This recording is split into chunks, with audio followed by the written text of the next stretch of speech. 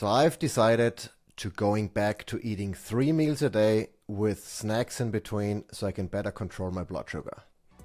Welcome to the Primal Shift podcast. I'm kidding.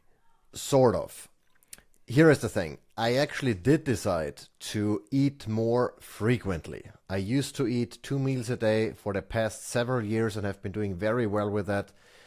But I decided I needed one extra meal. So breakfast, lunch, and dinner. And in this episode, I'm going to tell you why that is, what are the pros and cons to either of those approaches.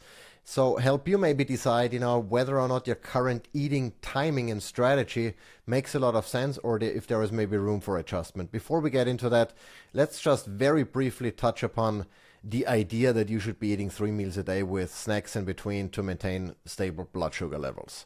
The thing is, blood sugar doesn't crash if you're metabolically healthy and not constantly eating refined carbs. Most people think that they're preventing blood sugar drops, but they're actually just managing carb addiction and a blood sugar roller coaster caused by, their diet in the first place. And what actually keeps your blood sugar stable is avoiding sugar, refined grains, and ultra-processed foods. It's not really any revelation there. That's pretty obvious. Most people know that. And so if you prioritize protein and fat and just eat carbs, as strategically as a source of fuel, you're going to be perfectly fine with your blood sugar. And chances are you don't need to eat very often because protein and fat are very satiating. And so you naturally gravitate towards eating less often. And that's what I've experienced as well. And what I have, however, noticed, despite all of the benefits of consuming only 2 meals a day, and for me that typically meant late breakfast. So we would go work out at maybe 8:30 or so until 9:30. We would come back, and then somewhere between 10 and 11, we would have breakfast. And that breakfast was typically then fairly large. I like to eat. I eat a lot, and I also weigh a lot. I weigh 210 pounds, and I burn through a good amount of not only calories from an energy perspective, but I also have a good amount of lean muscle mass that needs to be maintained, that needs to be refueled with protein, and most of my energy is actually coming from fat and not carbohydrates.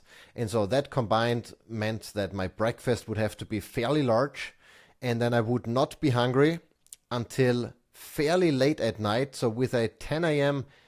big breakfast, I would not get hungry until 5 or 6. My bed time is usually around 9. I mean, now in summer that the sun doesn't go down until 9:15 or so. We've been pushing it a little bit back by maybe half an hour or so. Sometimes, I was crazy and went to bed at 10, but usually, especially in winter, between 8:30, let's say, and 9:30, that's my usual bedtime. We need to interrupt this episode for a quick shout out to our sponsor, OneSkin, because let's be honest, nobody wants the skin cells checking out early. It's called cell senescence, when your cells basically start acting old and sluggish.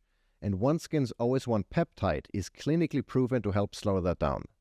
Plus, it's free of those nasty chemicals you'd rather not have hanging around. If you're ready to give your skin some extra love, head over to oneskin.co, that's oneskin.co, and use code MKUMMER for 15% off. Now back to our regular scheduled program before any more cells decide to retire. And so what I've noticed is that by eating only 2 meals a day, I managed to have incredible insulin sensitivity. And what that means is basically, from a metabolic perspective, that my pancreas only needs to release a little bit of insulin to remove any glucose from my bloodstream that was, caused by either a stressor like exercise or sauna bathing or cold plunging. Those would typically cause or trigger a spike in glucose because the body makes available energy to deal with that stressor, or because I ate carbohydrates. And so only a little bit of insulin and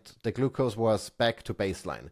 So I was very sensitive my cells were very sensitive or have been very sensitive to the signals of the hormone insulin. That's a good thing. That's a metabolic, that's an indicator that I'm very metabolically healthy. And so, great.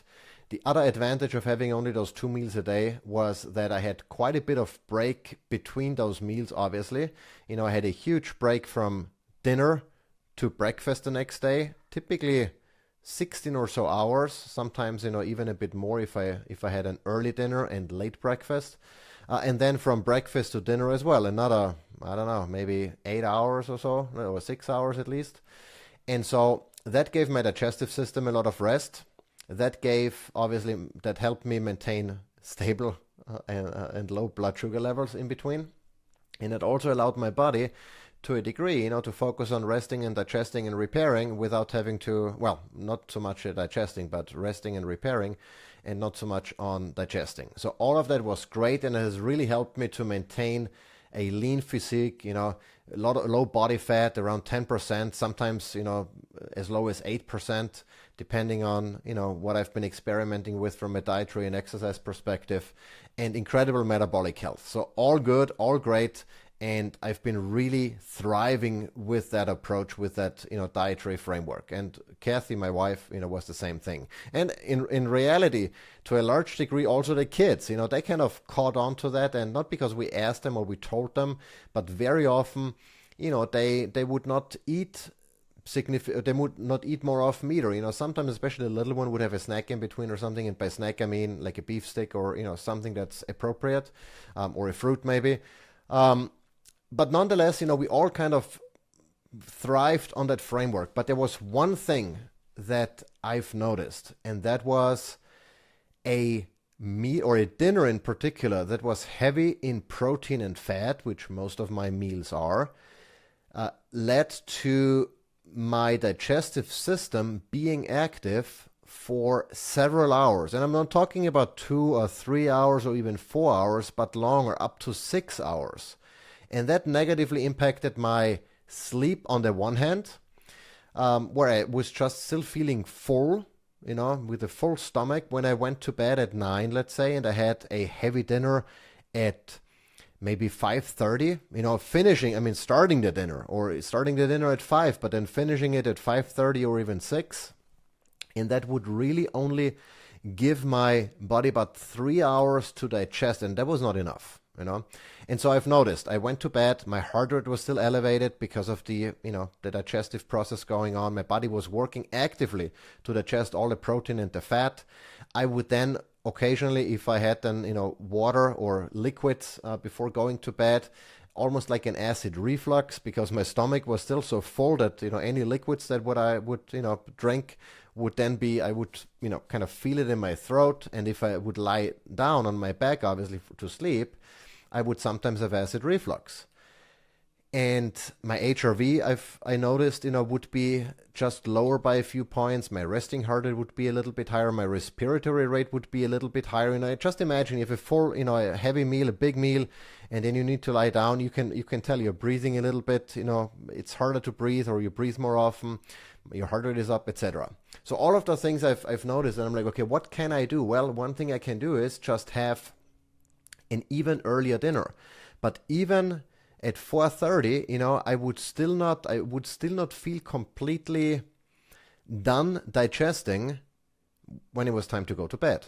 And in reality, in most days I wasn't hungry at that time. So I'm like, okay, I can force myself to eat at 4 or at 3:30, but it doesn't make any sense to eat when I'm not hungry. I mean, that would be the exact opposite of what I'm, preaching, eat when you're hungry and don't when you're not.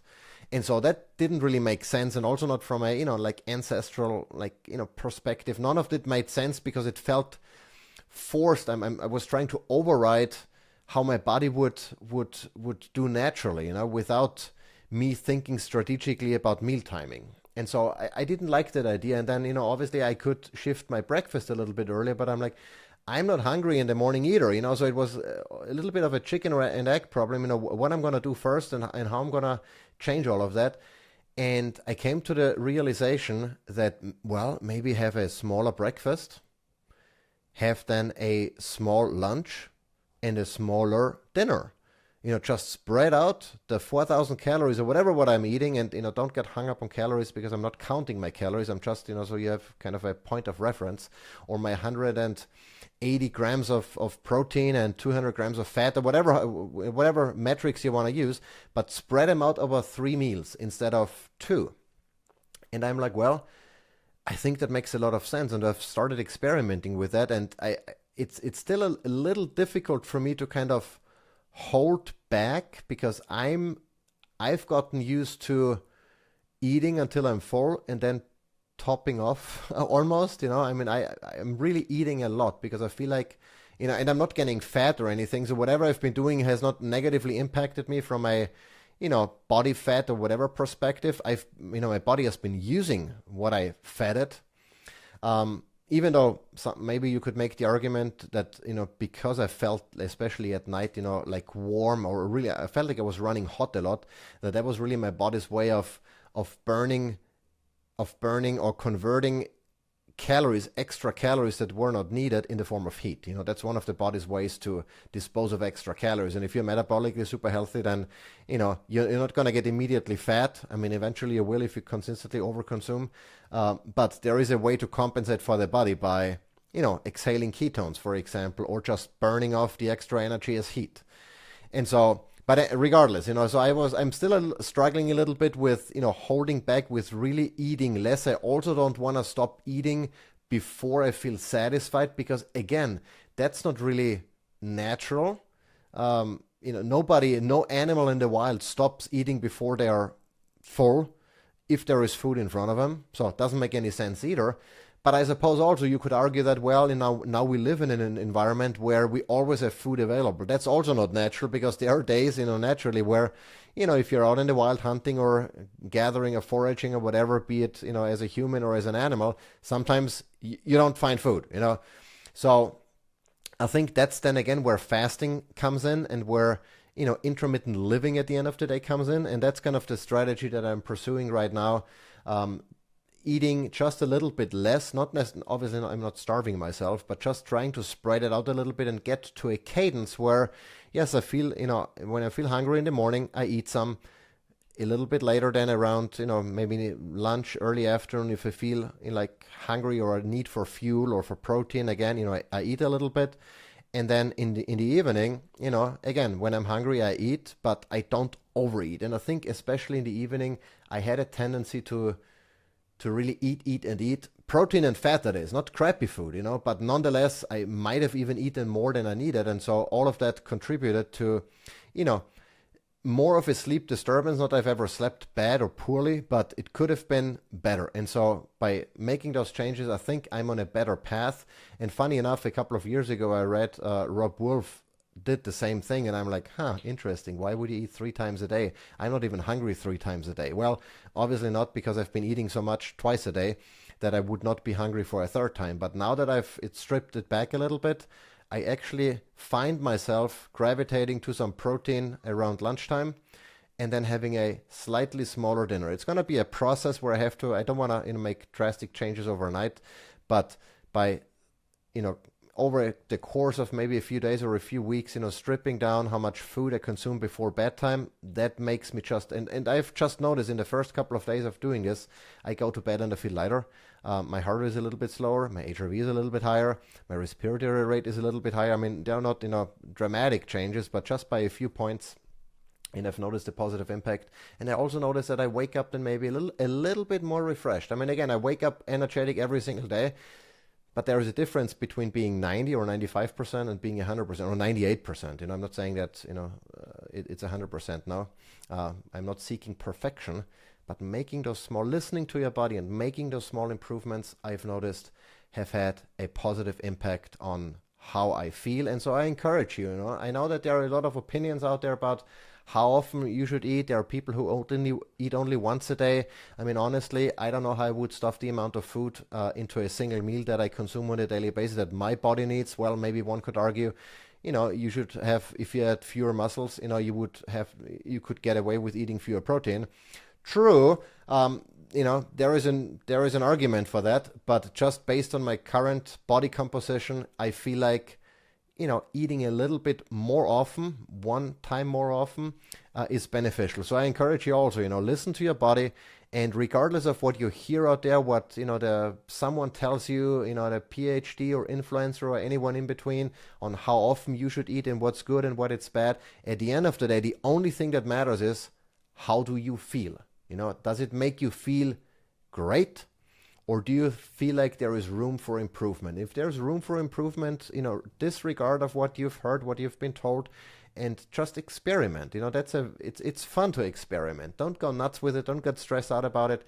But make changes and see how they make you feel. And if it turns out that, hey, eating 3 times a day makes you feel better than eating twice a day, do it. If it turns out that eating only once a day makes you feel better than eating twice or 3 times a day, do that. At the end of the day, you need to figure out what works for you. That's what I'm always doing, and I'm sharing what has been working, what has not been working, so hopefully you can learn and, maybe take shortcuts in a good sense, and find out quicker what might work for you and disregard what, is likely not going to work for you. And with that, we're going to wrap it up. Thanks again for tuning in.